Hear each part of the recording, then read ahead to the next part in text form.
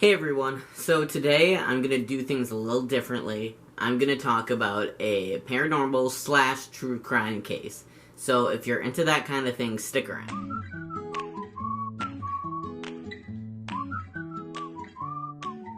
So the case I'm going to be talking about today is the case of Arne Cheyenne Johnson. Now that name might not ring any bells, but when I mentioned that it inspired the Conjuring movies, and Ed and Lorraine Warren were on the case, that might. On July 3rd, 1980, David Glatzel was only 11 years old, and he woke up screaming that he saw a man with black eyes, a thin face, and animal features, and jagged teeth, pointed ears, horns, and hooves. So the beast warned him to beware. And David's sister, Debbie, was scared for him because his whole demeanor and personality changed, and he became very quiet and nervous. Debbie asked for her fiancé Arne to stay with him, and that's where Arne Cheyenne Johnson comes into this case. Once Arne started living with them, things actually became a lot worse. David would get scratches and bruises on him, and they would appear when he was sleeping. So, David said that the Beast Man, or whatever form this was taking, told him that it wanted his soul. And then odd noises began to come from the attic, and David started seeing the Beast Man while awake. But this time, it wasn't in the form of the Beast, it was in this form of a normal white man with a white beard, red flannel, and jeans. And David's family had a priest come and bless their home. But again, that did not work, and things got a lot worse. The noises in the attic became louder, David's daytime visions increased, and David even began to hiss at his family and speak in multiple voices.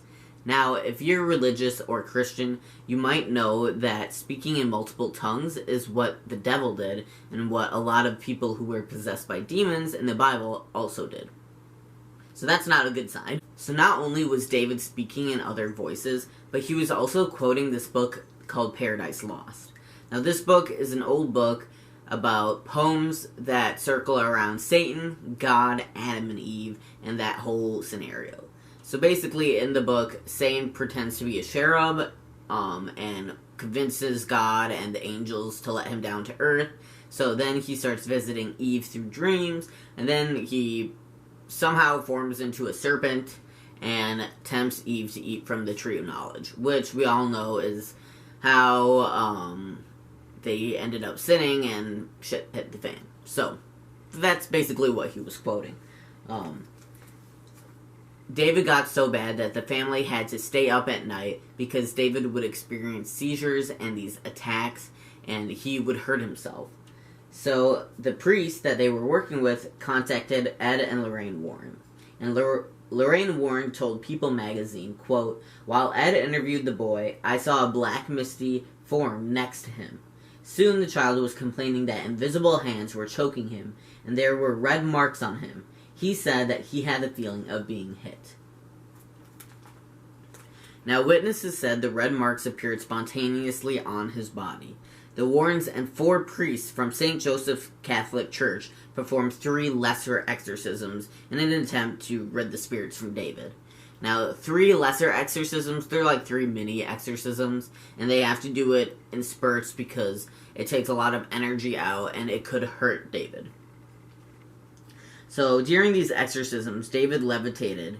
He stopped breathing at a couple points and gave names of 43 demons that were inside of him. And in desperation, Arne Cheyenne Johnson, who was present at the exorcisms, demanded that the demons leave David alone and possess him instead.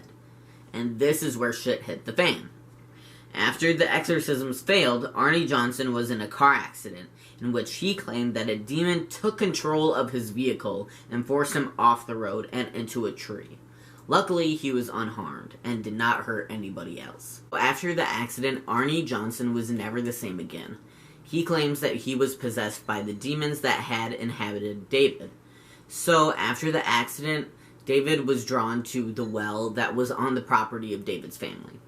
And when Ed and Lorraine Warren were over for the exorcisms, they had warned the family and Arne to stay away from this well. And Arne did not fucking listen. He went to the well And when he looked down, he claims that he saw the demons in the depths of this well. And apparently this was the last time Arne remembers being lucid or like fully awake, in control, or like clear thinking. Now, Arne Johnson and his fiancée Debbie Gletzel moved out of the home because of this paranormal activity, and it just became unbearable. They ended up moving to an apartment that was next to Debbie's job, which was at the Brookfield Pet Motel. She was a dog groomer there. And the owner of the Brookfield Pet Motel, her boss, also owned the apartment Debbie and Arne were renting from. So Arne Johnson began seeing the beast at the apartment and would growl at it with no memory of doing so, just like David. February 16th, 1981, this is when things really got a lot more interesting. Arne Johnson called in sick to work and joined Debbie at her job. Alan Bono, who was the boss that owned the pet motel and also owned their apartment, took them both to lunch at a local bar where Arne reportedly drank very heavily.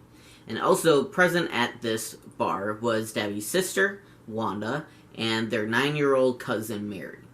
So later in the day, there was an altercation between Arne and Alan Bono. And Arne stabbed Bono repeatedly while growling because he was possessed by demons. So, what had happened was, after lunch, they all returned to the pet motel, and Debbie took the girls to get pizza, and when they returned, Alan was agitated and very intoxicated, and everyone left the room after Debbie told them all to, except Alan Bono. Alan stopped and grabbed Mary, the 9-year-old cousin, and refused to let go, so then Arne got all mad and started yelling at him, and it was just a complete shit show. Debbie tried getting in between them to mitigate the situation, and the 9-year-old Mary ran to the car. Wanda, the aunt, tried to pull Arne away, and then Arne was growling like an animal at her, and Arne drew a 5-inch pocket knife and started stabbing Alan Bono repeatedly. Bono died several hours later and suffered 4 to 5 wounds. Some other reports say that he had about 20 wounds. I couldn't really get a clear estimate, but he was stabbed a lot. He was stabbed in his chest, and one wound stretched from his stomach to the base of his heart. Johnson ran off and was discovered alive about 2 miles from the site of the murder. Sorry, my camera died, so now I have to use my phone. But basically, after the murder of Alan Bono, Lorraine Warren told police that Arne Johnson was possessed by demons at the time of the murder. Not sure how far that went, but they ended up going to trial, and the trial took place in Connecticut Superior Court in Danbury on October 28, 1981. Martin Manella was Johnson's lawyer, and he attempted to plead not guilty by virtue of possession, but the judge rejected the defense. Then they pled in self-defense, and because of this, the jury was not allowed to consider demonic possession as a viable explanation for the murder.